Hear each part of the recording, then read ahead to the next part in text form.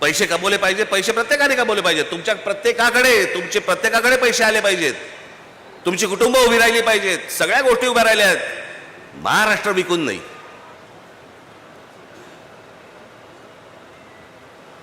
आज बाहेरच्या राज्यांमध्ये आपल्याबद्दलची काय बोलले जातं माहितीये? अत्यंत लाज वाटते मला, लाज. हे कोण आहेत लोक म्हणे? परचेसेबल कम्युनिटी, विकत येणारी माणसं, विकत घेता येणारी माणसं, ही आपली प्रतिमा आहे. मी जे सतत सांगत आलो, 1400 वर्ष राज्य केलेला हा महाराष्ट्र या हिंद प्रांतावरती, तो विकला जातो, तो बिकाऊ आहे. त्यातली माणसं विकली जातात. आपलं सगळं जमीन बिमीन, सगळं भाषा भिषा, सगळ्या गोष्टी सोडून द्यायला तयार होतो. असा आपण आपला महाराष्ट्र आहे. कशासाठी पुतळे ठेवायचे शिवाजी महाराजांचे? डेकोरेशन म्हणून. या गोष्टी शिकवल्या या माणसाने आम्हाला. म्हणजे फारसी शब्द या महाराष्ट्रामध्ये असू नये याच्यासाठी स्वतःचा राजशब्द कोश काढणारा हा माणूस, ज्याने तुम्ही मराठीत बोललं पाहिजे म्हणून सांगितलं, त्या महाराष्ट्रामध्ये आम्ही आमची भाषा विसरतोय, आमच्या जमिनी घालवतोय, आमचं सत्व घालवतोय, आमचा स्वाभिमान घालवतोय. एक बाबासाहेब पुरंदरेचं एक फार छान वाक्य होतं, ज्यावेळेला स्वाभिमान शून्य माणसं ज्यावेळेला होतात ना, त्याला उरतात फक्त जिवंत प्रेत. तुम्ही जिवंत प्रेतांसारखे असता कामा नाहीत. हा महाराष्ट्र आहे,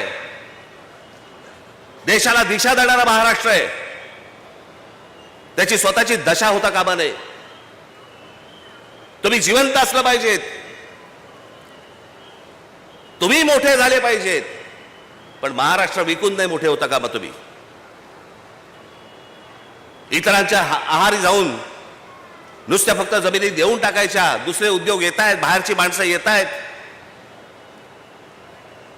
इथे महाराष्ट्रावरती तुम्ही बोलत असता की बिहारांच्या विरोधात आणि उत्तर प्रदेशांच्या विरोधात. अहो, गुजरातमध्ये आता दोनदा झालं, दोनदा. मी त्याशी म्हटलं ना, दोनदा बिहारांना हाकलून दिले. पहिल्या वेळेला 20,000 लोकांना हाकलून दिले. 20,000 लोक. कोणी ते आंदोलन केलं होतं? तो काय नाव त्याचं आमदार? अल्पेश ठाकूर. त्याने आंदोलन केलं गुजरातमध्ये. बातम्या नाहीत.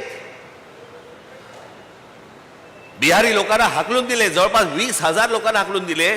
त्या अल्पेश ठाकूरला नंतर भारतीय जनता पक्षामध्ये घेतलं गेलं आणि त्याच्यानंतर त्या अल्पेश ठाकूरला गुजरातमध्ये त्याला आमदार केलं गेलं.